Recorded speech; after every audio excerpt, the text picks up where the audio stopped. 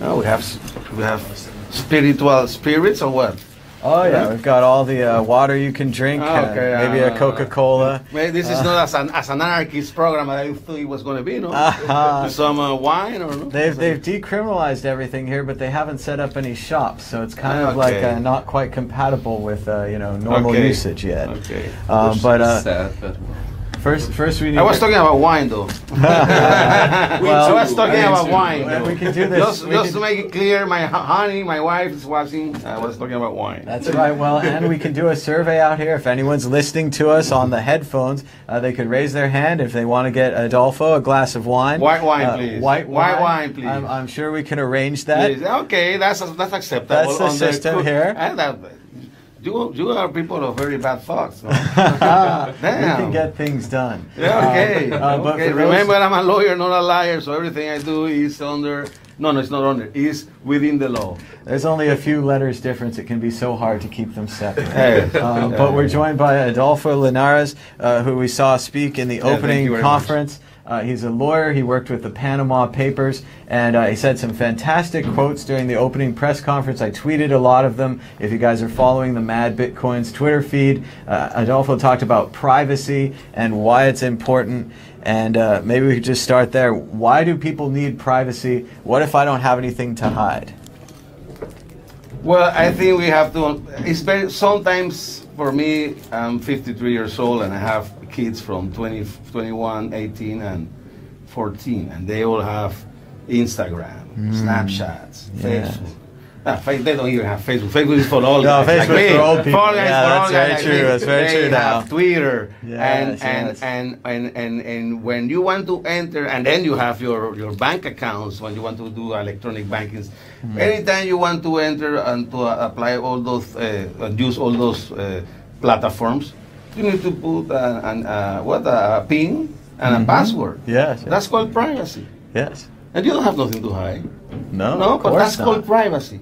We have to understand, and sometimes youth people don't understand it because they are living in a society that there's less privacy. But at the end, freedom. There's no life without freedom. No, there's no life without freedom, and there's no freedom without privacy. And privacy, that doesn't mean secrecy. That doesn't mean privacy. Doesn't mean it is opaque. Privacy means that I decided to keep it as confident as I want, as long as I don't breach any laws, and as long there is no legal request from a how to say in English from the proper authority, in this case a judge, to that make you waive that privacy right, which is not absolute. No, which is not absolute. No. So then you can, and it has to be a specific request. No. Therefore, but nowadays what we are seeing, especially because of this, of the use of money laundering and now tax evasion, and also for security reasons, terrorism and stuff like that, you see that everybody's talking about, especially the United Nations, the Financial Action Task Force, the International Monetary Funds, etc., the OECD. They are preaching from one side and forcing weak countries like Panama on the other side to change our laws in order to suppress privacy, to exchange information of everybody in an automatic way without any reasons nor any court order. And I ask myself, should the government can do that in the United States? No, they cannot. No. And if I don't think the governments can do that also in democratic state in Europe. Well, maybe in France and in Germany they are doing that so far, but that's not the way in Panama we design our economy, and it's a very despot initiative. And a lot of people laugh when I said on Friday a quote that I say that ISIS and the OECD are very similar. No, because you know the OECD, the OECD is an organization that wants to promote fiscal transparency and is promoting the war on tax evasion, and everybody has to show everything, public registration of ownership of everything. And both organizations are the same in as much as they have the same the same objective, to different means, but they have the same objective, to diminish people's freedom. The ISIS might use terror and kill people and bombs and kidnaps, but the OECD wants to diminish freedoms of the people by knowing everything they have, what they do, what they buy, to whom they buy, what they pay, etc., etc., etc. And that's very scary. Well, and certainly we know in the United States that money laundering, or you could call it the war on financial freedom, started... How do you win that war? Well, it started in the 1970s as part of the drug war. They were cracking down on cartels and people that were using money ways that people didn't want them to, and then that kind of ended, and now they've just expanded to cracking down on everyone. So I don't know how we win it, but first we have to make people aware that they've lost their financial freedom and that all of their transactions are being tracked, probably for no reason, as most of us are not criminals, although Tone Vase likes to say anyone who's using cash must be a tax cheat, that the government sees all cash transactions as a problem, and that we're actually probably tilting the other way, where there might not even be any cash in the future, and that would end a lot of these off-the-table transactions which the government currently can't tax and currently can't see. Because at the end, I think, Panamanian laws were founded as a image to the U.S. Constitution. Mm-hmm. We cherish life, freedom, and the pursuit of happiness, and we were molded under that great concept that was created by the founding father of the U.S., probably one of the greatest minds of all time, Benjamin Franklin, James Madison, Thomas Jefferson, George Washington, etc., etc., James Monroe, etc., etc. And that theory was tailored against the monarchies, mm-hmm. the absolute monarchs, who were the people who has the absolute power to tax everybody, because against their law, they were the owners of everything. That's not the case in America. And when I say America, I'm not only referring to America, the United States, but also the whole continent, because in Latin America, all countries, unfortunately, we have been detoured to follow the European taxation model, but we were tailored by the U.S. model of where the citizen is the most important people in the society, not the government, not the bureaucrats, and not even majorities, because sometimes in the name of the approval of majorities, some minority has been suppressed. So that's why at the end we have to understand that laws and the Constitution and the laws are drafted to limit the power of governments, not to suppress or diminish the freedom of citizens. And that's the detour that I'm seeing that is very dangerous, especially for small countries like us, because we are being forced to, especially in countries like Panama, Latin America, it's not like Europe, you have your own problems, but fortunately for you, your institutions are very strong, you are developed countries, etc. But in Panama, in Latin America, we are terrible countries, man. Or the legal system is corrupt. There's no separation of power. The justice is very political influence. So now you want us to give those kind of politicians the capacity to know what we do, what we buy, all the time. And who's going to defend us? Uncle Sam? No, he won't. Well, so that's the problem. And at the end, it's a distortion of the concept of at the end of a free society, where in a free society the most principal element is the individual, his rights. And the government has to respect his rights as long as he does not behave in a way that affect other people's rights. Well, and certainly when you're the smallest kid on the playground, you're always going to get picked on. And as we learned in books like The Confessions of an Economic Hitman, organizations like the IMF go around handing out loans. And at first it's great because, boy, do you need that money. But later on they come back and they say, here's some copyright law, here's some money laundering law. Who is the general director of the IMF? A former French finance minister who was condemned by corruption in France. If you and can't, now she got a golden parachute retirement post at the IMF. At the end, that's the problem. The IMF has distorted itself. It used to be a banking institution run by bankers, but now it has become like the IMF, the OECD, and World Bank has become like the retired heaven of all the former finance ministers of France and the US, etc. And they are acting on behalf of the governments that are being they appointed them, and that's not fair. Yeah. And you brought up in a conversation that we had elsewhere that Panama does not have legal tender laws, which I find fascinating. So why is that? That's not new. Yes, but why is that, and what was the pushback from Panama has never had a central bank. Panama, by constitution, we have since when we were established as a republic in 1903, our founding fathers, who were liberals, not liberals like in the U.S., but liberal like classic, true liberals, classic liberals. Yes. So now it's been called libertarians, but I don't agree with that term really. Remember that Panama is a country founded by immigrants, much like the U.S. Before the 1800s, when the Spaniards came to America, there were three cities important in the whole continent: Mexico and Peru, which were where all the richness was. The money. Not the money, the gold, the silver, the copper, the fruit, potato, tomato, etc.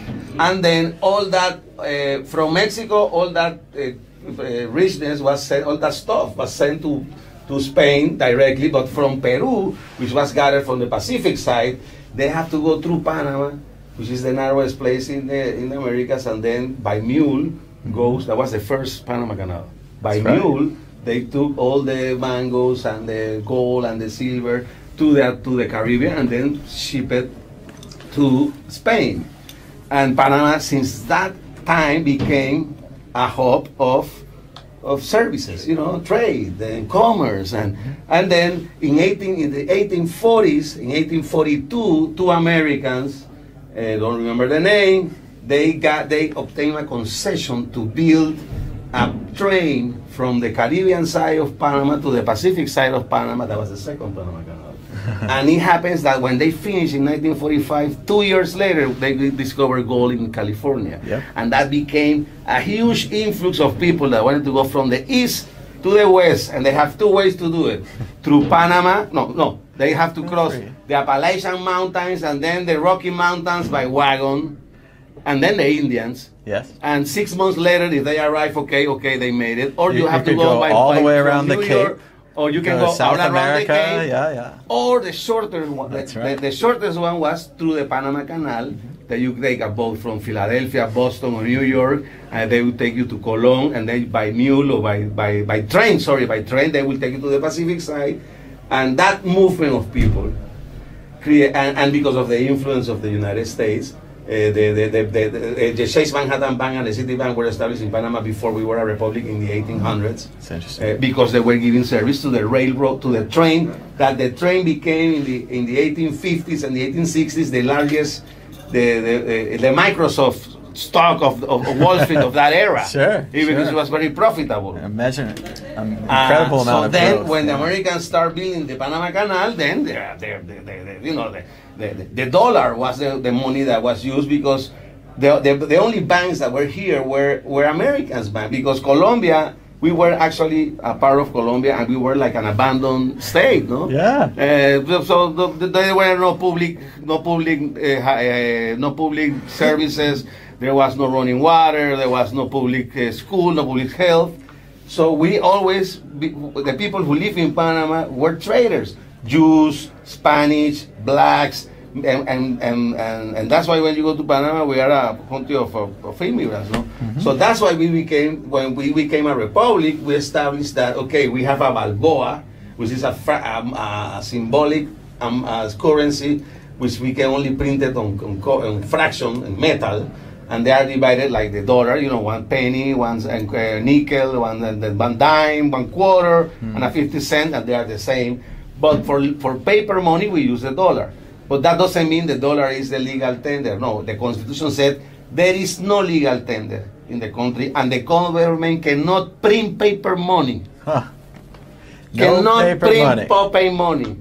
So since 1904, we stripped the government possibility to play with our savings and stuff like that. And why? That is why some of the tax hells that I call the countries that call Panama tax haven, like France, Germany, call them tax hells. No, they call them tax hells. Sure. And I think they always see us like a ugly duck. You know, how come they survive without central bank? And Panama, I mean, they call us tax haven. 80% of our GDP, of our budget is financed by taxes. We have property taxes, 2.1%. We have income tax for people. The highest bracket is 50%. We have corporate tax, 30% flat tax to everybody. We have PIT, 10%. Social security tax. We have many high hidden tax at the end. So, but we have a fiscal, an economic, fiscal system that is territorial. We don't. If you are in Panama, foreigner or local, you have to pay taxes out of your local income. If you earn income in France or in the United States, well, no, that's your problem with the United States and your problem with France. That's so funny because I know the United States government. That's why the United States dollar has been the legal tender as a custom. But that doesn't mean that if I go with Czech crowns, I think is the name of the currency here, and I found somebody in Panama with a store that will accept me the Czech crowns, and then done deal. Well, I know for the United States it's totally different. If I make money anywhere in the world, they want their cut. Even if I am paying to the local government as well, they always want their cut. You are right. There are two different there are two different fiscal systems in the world. Actually, three. The first one is the territorial system, which is the Panama has been using for over 100 years. Which is that everybody is equal under the law. There's no preferential if you are foreigner or local. If you live in Panama or if you don't live in Panama, but your income is generated in Panama, then you have to pay income in Panama. Sure. But if you earn income in Spain or in the Czech Republic, then for Panama people, for Panamanian IRS, which it can hardly collect its own taxes. I mean, it's a problem with the Czech Republic with this taxpayer, because at the end, taxes are not a global problem and not even a global issue. They are a personal issue between the citizens and his government. And it's a in a personal way, it's a personal issue, and for the country, it's an issue of sovereignty. I am a sovereign on this territory, and I charge the taxes what I want, and I only collect my taxes. I don't collect anybody else's taxes. But returning to Panama, yes, Panama is being a very open society economy, which has always derived from services because of geographical position and because we cannot do anything else, because we are only a country of 77,000 square meters with no more, or land is not very good for cultivation. We are only 3 million people, but the offshore company, the offshore business only represents 2% of the economy. And the banking sector only represents 10% of the economy. So this is not, we're a real economy, diversified social services economy. But that doesn't, we don't live out of banks, we don't live out of offshore companies, but we live out of or vertebral column, or spinal cord, or spinal cord of the system is basic on privacy, rule of law, no, and free trade, no, commerce, no, and now we, and I think that's why we are being targeted, because I think we are a proof that central banks are not the solution but the problem. That's really amazing that you only have hard money. You have gold and silver, maybe a little US dollar, but that you don't allow your government to just endlessly print this fiat money. That's why since 2000, since in the last 100 years, the average inflation rate in Panama has been like less than 2%. And I mean, inflation is basically robbing people of their savings. Less than if you had a house in 1920 worth $100,000, it's worth about $20,000 now. This is the reason that your grandparents can't pass anything along to you, because the inflation slowly takes it away from them. They don't even know it's happening. Meanwhile, a country like Venezuela, out of control, hyperinflation. 1,000,000% inflation. They're trading in their money. They get paid on Friday. They buy vodka and cat food and tuna fish and other things that don't go bad, right?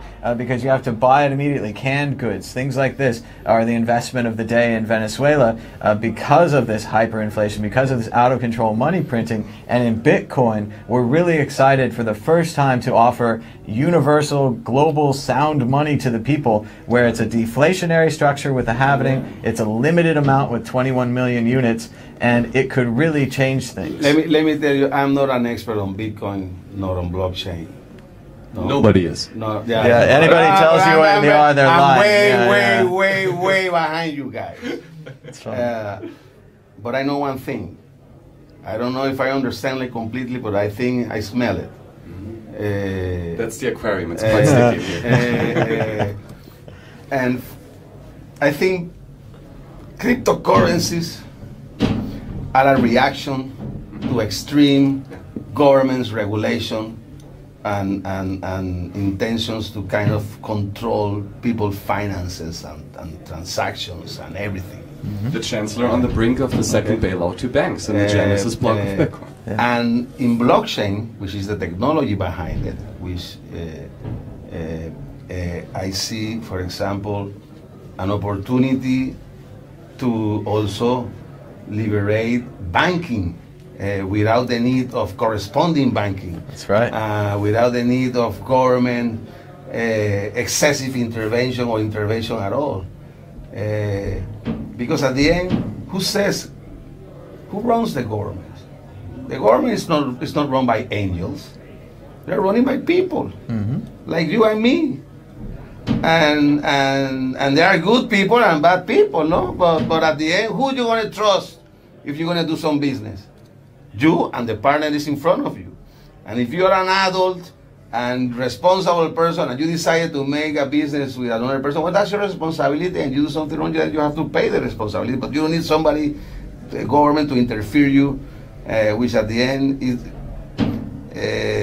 is supposedly take care of you, but at the end, the real purpose is to control you and to make you know that you're always under watch.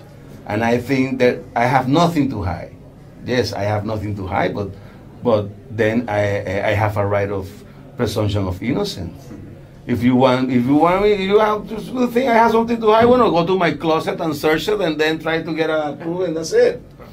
Otherwise, it's only a Big Brother agenda, no?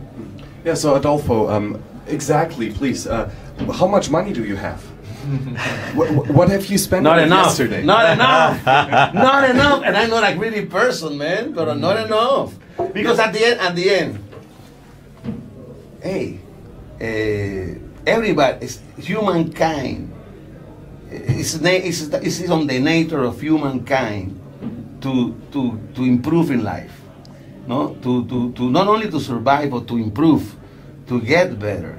And that means in any ways, culturally speaking, intellectually speaking, and economically speaking. And when I die, I will hope to give my kids something so they can have a little less work than I do when to live my life, and that's okay.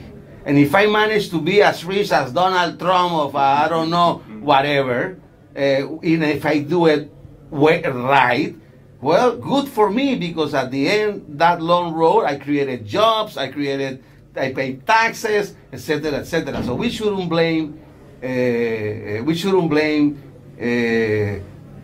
rich or people who make. We shouldn't blame how you are made rich, because there's my English is bad. You cannot say the end do not. The end doesn't mean the means. They do not justify the means. Not justify the end does not justify the means. Yes. And at the end, I think that the attack on the excuse of the elite, that's bullshit, because at the end the elite is behind all of this. Because at the end the one who are the one who are being persecuted fiscally are the middle class, the middle class, not the so-called elite, whatever, you know. And I use that term because those are the terms that you can see. But I don't believe in conspiracy theories. But that is the truth. You know, we shouldn't blame when people is success. We should promote success. We should promote creativity. We should promote entrepreneurship.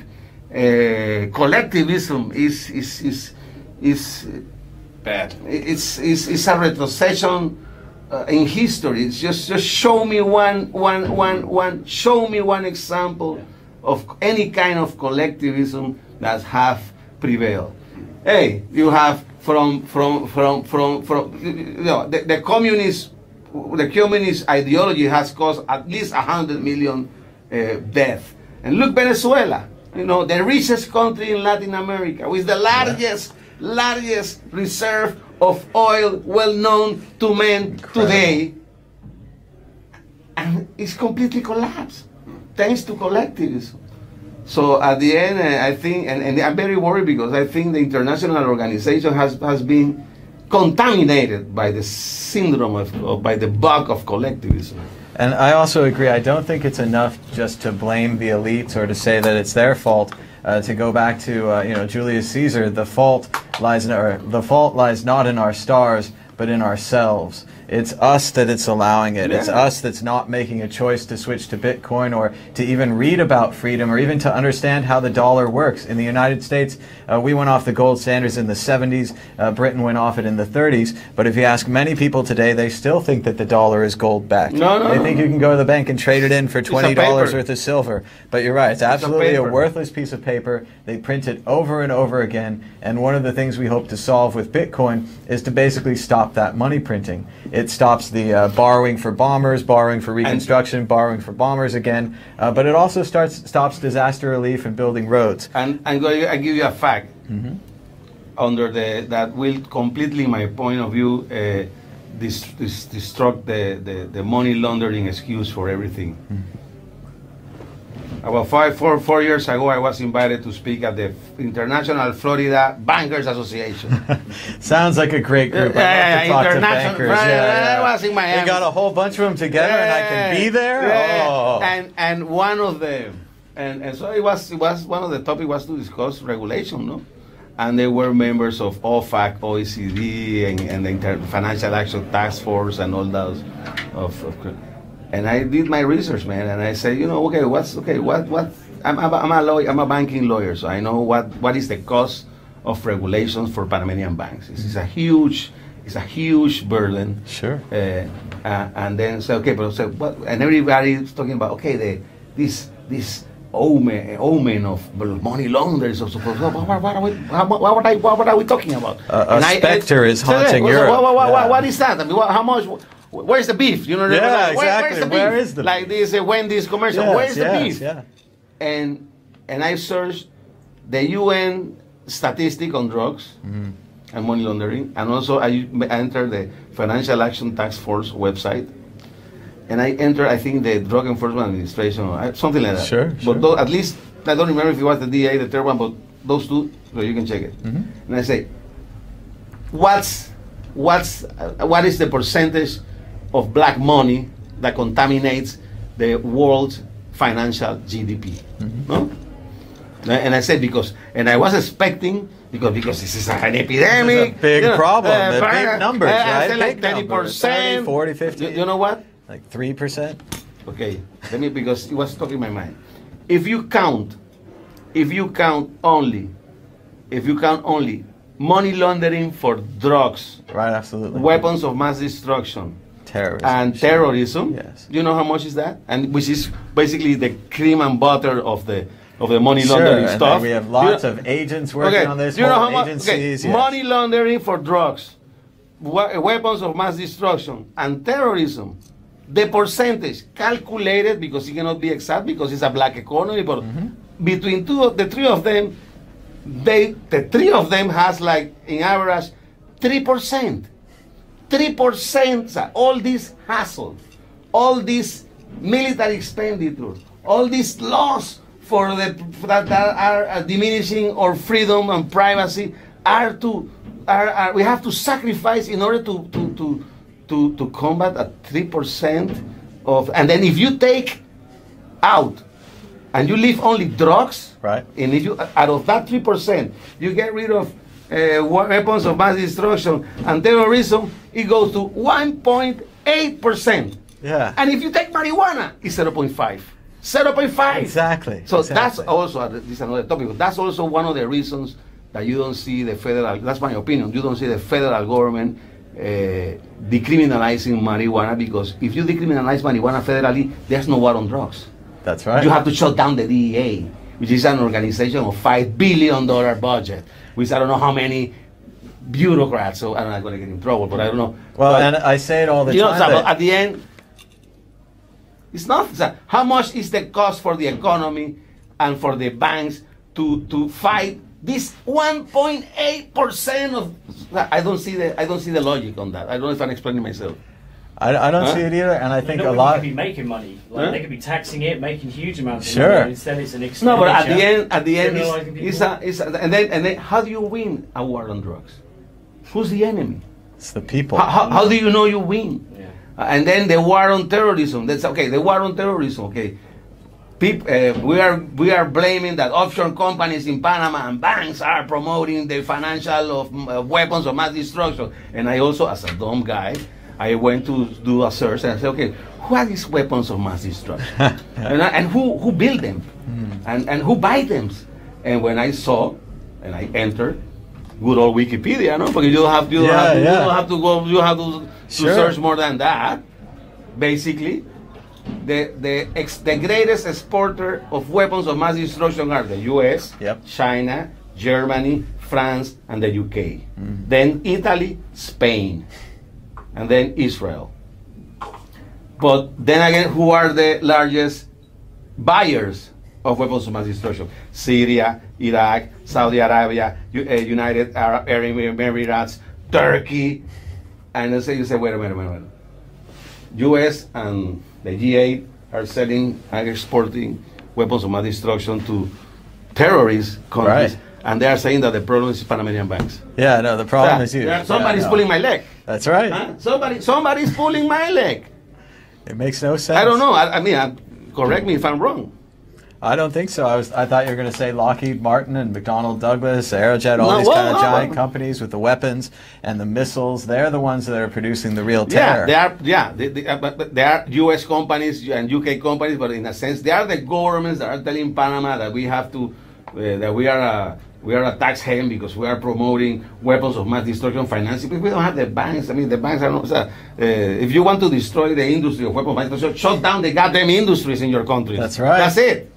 We know who are making the weapons. They're putting their name on them. They have giant brochures. But of course, you don't need to know who's behind the Panamanian offshore company to know that. No. It sounds like they're just a bit jealous that they're missing out on the dollar. I don't know, my friend. But you mentioned. Should I be in trouble after I finish this interview? What? Probably not. Can I go to Disney World next year when I go with my kids? Or what? Yeah. Can I call you if something happened? Yeah, let me know. I've got a lot of friends at Disneyland. Yeah, man. So yeah, we'll get you on that. But to go back to the DEA and the cannabis issue, so many of these people are like the Japanese soldiers after World War II. They're trapped in these caves. They've made all their busts. They made their whole career on busting cannabis users and dealers and putting them in jail and stopping them and winning this war on drugs. And to see California, Nevada, Colorado, all these other states legalizing recreationally. 61% of the population in the United States, more than 60% of the population in the United States says that marijuana should be legalized. So why the federal government doesn't do it? In my point of view, because it's business. There are 766 billion reasons not to end the world war. Why? if you add up big pharma, big oil, drug testing, sure. And then you workplace get industry, security issues. The largest software industry growing right now is the anti-money laundering software. Sure. And every exchange we had on was like, we have to do all this cigarettes. work. alcohol. Yes. O sea, all that Actually interest, damaging, paper by ¿cómo es? Because paper by cannabis is also you can make paper out of cannabis. Sure, hemp paper, hemp clothing, hemp and cannabis all is of the these same. things. Yeah. Indeed, The difference between hemp and cannabis is a difference made by the FDA, and it's only a chemical difference about the amount of THC of each plant, but at the end it's the same plant. Right. No, so. Well, it wasn't hemp targeted because it was taking money from the traditional kind of wood paper. The problem is, well, the conspiracy theories that I have to understand is that says that alcohol prohibition was abolished in the 1930s. In 1933, they approved the Marijuana Tax Act. Mm-hmm. Which didn't criminalize it, but created a tax, but made it impossible to cultivate tax. They never gave out any stamps. At the same time, this guy Harry Anslinger was Mellon's son-in-law. The Treasury Department has invested a lot of money in DuPont, which at that time was developing the nylon artificial fabric, and he wanted to take out of the market the hemp fiber, which at that time represent 90% of all the textiles in the U.S. Of course, so I don't know if that's true, but makes sense. And then you got the issue of ¿cómo se llama? The news editor, Hearst. Sure, William Randolph Hearst was the largest investor in paper out of trees, made of trees. Sure. And so at the end you see, and coming from Latin America, the war on drugs is not being fought in Europe nor in the US. It's been in Europe, in Mexico, in Panama, in Guatemala, Colombia. in Honduras, in Colombia. We are being killed. We are being fighting the war on drugs in our territory, and that's not fair. Mm-hmm. That's not fair, I think. They're burning and the at fields the end, and you have such, to answer that one question. Is the government has the authority to say to an adult, responsible adult, that what he can or cannot eat or drink or digest in any form in his body? You know, in my mind is no, because that's a personal question. The drug war is the very example of a crime without a victim, because the only victim is the person who is doing something. I'm not saying that kids should do it, no, but there are examples of like cigarettes and alcohol that you can regulate that, and it's a more sensible way I think it should be time to understand that it's been a long time, and we fought it for no reason. It's been a lot of deaths, generation after especially generation, from Latin America, no? And a lot of people have been their life disrupted and frustrated just because they were caught up when they were in high school with a joint. Because in the States, that's right. If you get caught smoking a joint, you lost. I mean, it's one of the crimes that is never deleted from your record, and you cannot get Social Security, etc., etc., etc. Well, John Lennon had a song, 2 for 10, about a man who was sent to jail for 10 years for 2 joints. He went to the prison, he sang the song, and they let him go. And remember that the Declaration of Independence and the Constitution were both written on hemp paper. That's probably why they're still intact, especially Thomas Jefferson and Washington. They grew it themselves. And they smoked it too. Sure. They wrote about it. Not like Clinton. They did inhale. No, they inhaled all right. They certainly inhaled. You know that Benjamin Franklin attended when he was ambassador in France prior to the revolution. He was the most famous person in France at that time of the Enlightenment. Sure. And he attended. He was the person who escorted Voltaire, and when he was introduced as a Mason in the Paris Lodge. Wow. And during those meetings, one of the customs was to think, speak, and smoke. No, read the books. It's been a long time. I know, going back to the Greeks, when they would all go to the Oracle of Delphi, that they would have some kind of a mushroom or some kind of an extract. Get no pure oracle without mushrooms. They would have visions. They would have visions and power, and all of these things that we've learned about are all going back to this. You need mushrooms, you need psychotropic stuff in order to have an oracle. I think they had some mold that was growing on the walls, some kind of moss and things, and they analyzed it. Yeah. I have never seen somebody killing a person or doing something after smoking a joint. That's right. I have seen a lot of people doing that and worse thing because taking something else, which are legal, and even alcohol. Alcohol. So I'm just trying to, not to defend, but to find the reason behind it.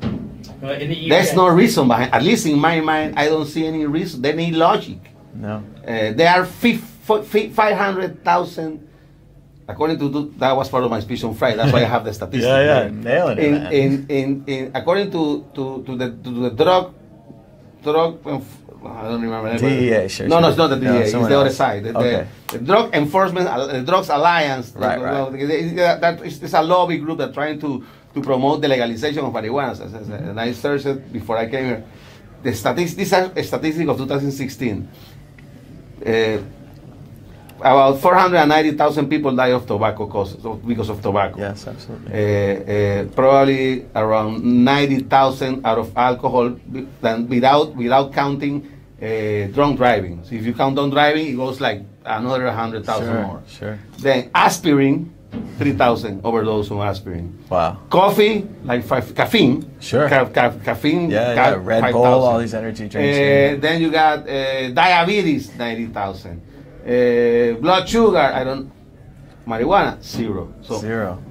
In the UK, a number of years back, I think it was in the last 10 years, the science advisor did a report, and he said that this is the science advisor to the government, and he said that alcohol is as bad, if not worse, than heroin, and they sacked him. No, don't do that. No. I don't think that is.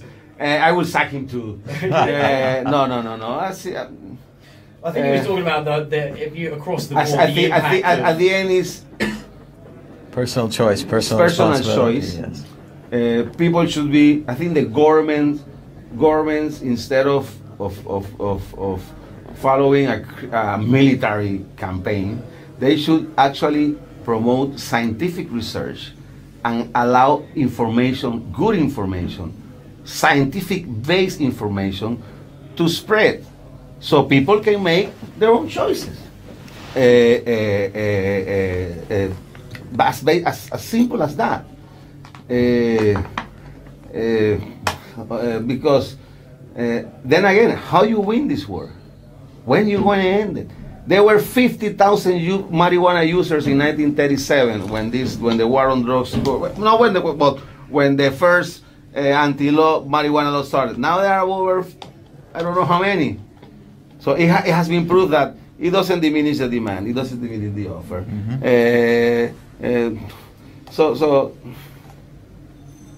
Well, in Vietnam, they said that they had to save the hearts and the minds of the people, and that sometimes they had to destroy a village to save it, and they would go through with flamethrowers and destroy the huts and completely displace the people, changing their lives completely. And maybe the war on drugs was like that, and it was just this destructive force that moved through us, and that to win it, we have to change the hearts and minds. And in one closing question here, I want to go back to the beginning when we talked about Facebook and Instagram and how these kids are just endlessly sharing. And it's not so much just that they're sharing everything, it's also that there's this now permanent record, and that anything you say or do horrible on Facebook will be with you forever and could cost you a job at any point. Even I don't like him, but the new Supreme Court justice was tarred and feathered by things that he did in high school, and that this endless record is so much worse for the kids, where there's pictures and there's Facebook. How can we change the kids' minds? How can we teach them about all of this? I don't know. I tell you, when my kids started using public Facebook, Snapchat, Instagram, social media. Social media. And I say, listen, to which they are now 21, 18, and 14 at that time. Should be responsible. And I say, no. In my time, when we went to parties and we started doing pictures with it, you know. Yeah. Or otherwise, we have to develop. We have to, after the party was gone, we have to go to the developer, and then and at the end, most of the time, the film roll never got developed because it costs money. Even, it costs money, but then you don't want to know what you want to see. But now, one word speaks louder than one picture can speak louder than 1,000 words. That's right. And you have to, you can share whatever you want to share, but you have to be aware of that. That's right. And so therefore, you have to be, in a sense, responsible and say, okay, what I'm going to share? I'm going to share things that I don't think is going to hunt me down in the future. So. That's it. Then again, that's basic. At the end, an adult has to be responsible, and you don't need the government to teach you how to be responsible. Because by definition, the governments are very fucking irresponsible. No? Sure, the debt clock is always going up, and they're always borrowing more. So that's I think that would be okay. I think that's a great note to end on, and as the new LCD Sound System song says, all of the Polaroids went away.